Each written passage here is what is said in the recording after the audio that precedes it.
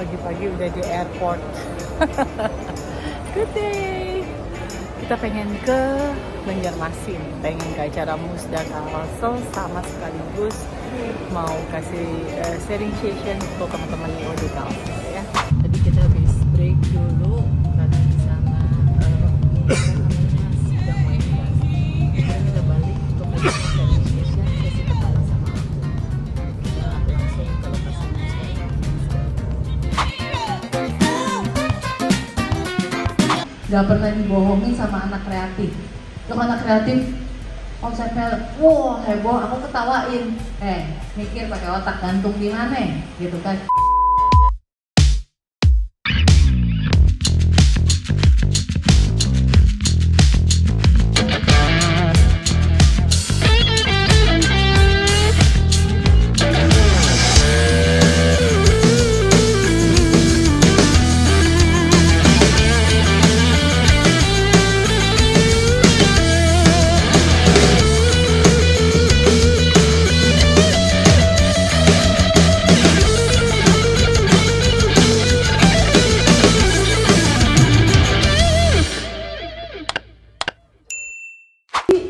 Satu tahun tadi aku cerita trial and error, ditusuk segala macem, dikerjain, diapain, tapi dengan sistem yang dibuat akhirnya bisa berhasil membuat sistem yang bagus. Ini aku kasih contoh struktur.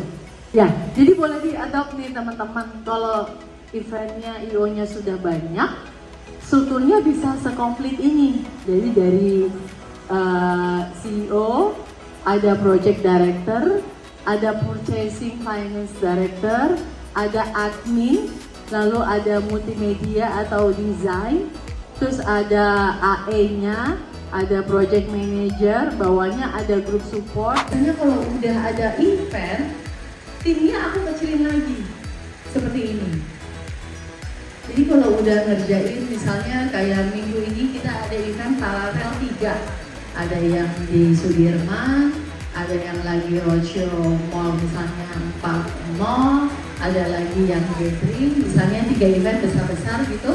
Biasanya per event itu kita bikinin dedicated team, dimana sekarang klien udah nanya, oke, kalau menang tender yang megang gua siapa? Dan kenapa? Kalau ownernya arahnya kiblat, insya Allah arahnya kiblat. Kalau ownernya arahnya perang, ayo perang. Ownernya arahnya santai, ya santai. Jadi kalau anak buah tuh biasanya ya tergantung ownernya. Kita harus tunjukin bahwa aku fokus ya, gue fokus ya. Targetnya segini ya. Aku membiasakan memberikan benefit sih. Aku nggak tahu kalau di Kalsel sistemnya seperti apa. Biasanya kita ada gaji, ada fee, ada fee event ya. Terus kalau dia kerja 5 tahun ada loyalitas. Kenapa? Membuat mereka lebih loyal, setia sama kita. Dan juga biasanya ada bonus trip. Kenapa bonus trip? Fungsinya lebih buat meningkatkan engagement, meningkatkan bonding, dan menyamakan misi visi kita. Ibarat kata kalau lu sendiri nggak bisa ke Eropa, kalau sama kita, perusahaan kita, kamu bisa ke Eropa. Event yang lebih dari 1M, 3M, 5M. Kamu keuangannya mungkin masih mikir, carilah partner, investor. Terus timnya nggak ada, hire lah profesional. Dengan dibayar tadi aku bilang, yang tukang masaknya, orang produksinya di Jakarta, di sini juga mungkin banyak profesional. Jadi kalau ada peluang, selama peluangnya aman, hajar. Tapi ketika ada peluang, dilihat, wah ini peluangnya bagus nih, jualnya 40%, tapi kamu nggak tahu siapa dia. Kita nggak tahu manajemennya atau siapapun keputusan, apalagi kalau government ya. Jangan berperang di medan yang kita nggak tahu. Tapi kalau kamu udah tahu, ini aman, ini bisa, tinggal cari orang-orang profesional. Sekarang banyak banget pekerja event profesional yang bisa kita hire sebagai tim.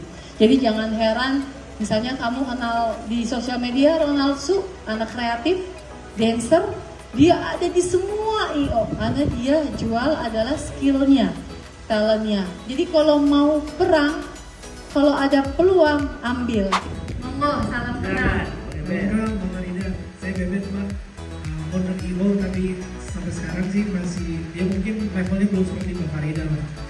Kayak gitu. Bismillah, amin. Amin. Baik Mbak, saya mau nanya, karena memang scoop IO saya masih ya small to medium, Ya. ada nggak tips? Karena jujurly semuanya one man show. Anak Jaksel nih dia. One man show. Yes, nggak Karena apa-apa. mungkin pertama kalau kita bicara budget, seringkali kan nggak bisa dengan orang-orang yang kita nggak terlalu kenal seperti gitu. Terus juga menjaga seperti tadi menusuk dari belakang. Karena pernah dengar cerita seperti gitu kan, ya seperti kasusnya Mbak Marida, kerjain aja, nggak usah kasih tahu yang lain seperti itu. Nah, saya pengen tanya tipsnya untuk kita bisa sukses walau kita one man show. Itu aja Pak. Juga mulai dari one man show kok Mas. Setelah keluar dari TPI, aku belajar jadi IO, aku one man show. Kantor aku di mobil. Jadi aku jualan, aku yang presentasi, bikin konsep jadi PO. Udah dapat proyeknya, aku lempar. Bukan broker. Kalau broker dapat lempar. Kalau aku nggak mau, harus PT aku. Kenapa? Karena kan kompronya aku. Aku datang, aku bikin presentasi, aku presentasi dulu, udah dapet lempar. Kenapa? Itu membuat jadi besar. Tinggal timnya jadi nggak terlalu sakit hati karena kita outsource. Tapi bilang bahwa ini pakai bendera aku ya. Pertama, tetap operasional kecil. Cuma sendiri atau let's say berdua. Tukang masak harus ada. Kalau kamu mau presentasi dan bukan orang konseptor, kalau aku kan memang dulu konseptor karena diproduksi, aku presentasi karena aku tadi kan lulusannya komunikasi tukang ngomong. Jadi barang 5.000 dijualnya 50.000 gitu ya. Bisa jualan ya kayak orang India lah ya kita ya. Kamu sebagai owner, yang satu anak kreatif jagain FOH. Kamu nempel ke klien. Bawah adalah tim siapapun, banyak sekarang anak IO.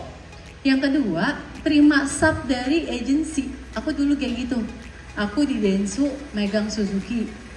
Banyak banget pegang Suzuki. Dia jadi agensinya, aku yang ngerjain.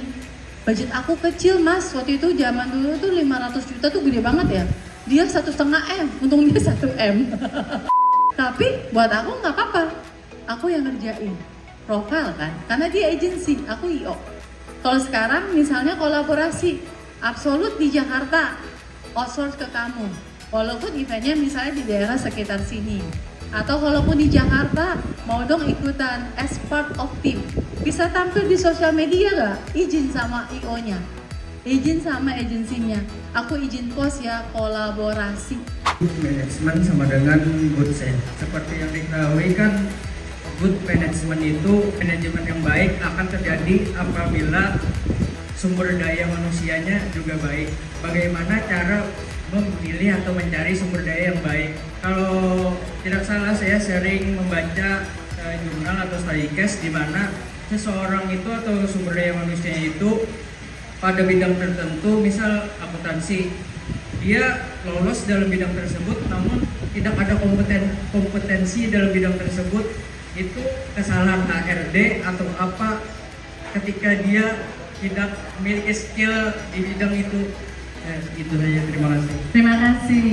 HRD itu memang orang yang harus memfilter. Tidak semua orang punya, gimana ngomongnya? Tidak semua sarjana dengan nilai tertinggi mungkin bisa kerja. Tidak semua orang punya sertifikasi tenaga ahli segepok tapi bisa. No. Sertifikasi sekarang daftar, dites, dapat. Di asosiasi banyak contoh-contoh punya sertifikasi tapi ketika itu punya aja. Nah, perannya HRD itu makanya ketika dia meng-hire seseorang, kamu nanti calon bos nih di sini, calon pimpinan, calon leader, biasakan kalau kontrak sama karyawan jangan langsung PKWT atau kontrak 1 tahun. No, probation, magang, 3 bulan. Benar? Ya kan? Ketika udah, kontrak dulu 1 tahun. Oke, kontrak lagi 1 tahun masih bisa, baru karyawan tetap. Jangan kebelejok, kebelejok bahasa Sunda naon teh. Jangan terjebak dengan perjanjian HRD sama bawahan yang langsung kontrak secara 1 tahun. Dari situ owner kita bisa lihat dia bisa nggak sesuai nggak sertifikasinya. kamu jadi PO, ya coba jelasin, ngomong aja nggak bisa, gimana lu mau mimpin meeting depan klien? Coret, kasih teguran, ketika enggak, no. Makanya tadi di item-item aku itu, good management itu harus satu sistem yang kuat. Kreatifnya jalan, produksinya pinter, walaupun nggak seperfect, tapi mereka as a teamwork itu bisa membangun sebuah sistem yang bagus. Purchasingnya jalan, salesnya bikin budgetnya juga bagus, marketingnya juga bagus, itu baru bisa. Gitu ya, aku setuju peran HR manajemen, human resources lah ya bahasanya, itu harus bisa memfilter orang punya sertifikasi memang skillnya bagus. Bukan cuma karena punya sertifikat lu diterima, no. Ketika kamu bikin perusahaan, perlu nggak personal branding, perlu nggak product branding? Kalau kamu doing business, digital kayak apa, ada dua hal. Kalau kamu adalah bukan content creator, kamu harus up product branding kamu. Ketika kamu ke luar kota, misalnya dari kota lain, kamu harus bikin product branding kamu dari sosial media dulu. Sosial media kan banyak cara ya, Instagram, YouTube, TikTok. Terus juga bikin engagement yang tinggi sama pembaca atau yang follower kamu. Bikin kuis, biar orang teringat akan produk kamu. Tapi kalau kamu personal branding, kalau aku dulunya ya giveaway, bikin bersosialita kemana-mana, membuat orang makin kenal siapa Farida Ahmad, biasanya kayak gitu. Aku tuh bukan jual produk tapi buka jasa make up. Gitu. Terus bingung tuh buka branding personalnya gimana nih kalau di sini. Soalnya kan aku lagi dari kampung kuliah ke sini. Jadi pengen tahu lebih detailnya, gimana promosinya, gimana cari customer-nya cara ya. bikin personal brandingnya bagus gimana?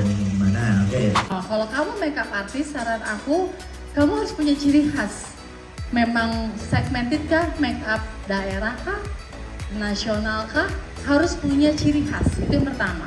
Kedua, kamu harus bikin konten yang up to date. Kayak sekarang lagi musim challenge-nya Asoka ya. Nah, aku aja mau bikin loh. Siapa dibikin sampai gini mulu tapi nggak ada waktu. Kamu harus up to date karena ketika kamu bikin konten, kamu bisa makeup sendiri kan? Bikin konten, kamu post di TikTok jadi FYP atau di Instagram kamu jadi populer atau search, orang klik punya kamu bisa langsung search, bisa klik ke itunya kamu, ke apa Instagram kamu.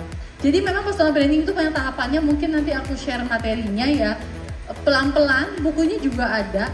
Itu memang mesti cari tahu, dalami dulu kamu tuh seperti apa. Untuk membuat personal branding harus sesuai apa yang kamu suka, apa yang kamu mau.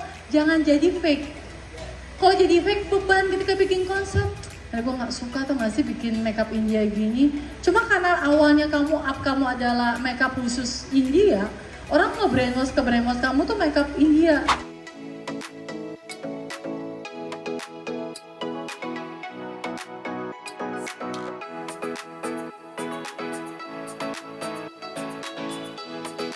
Guys, aku paling cantik. Ya,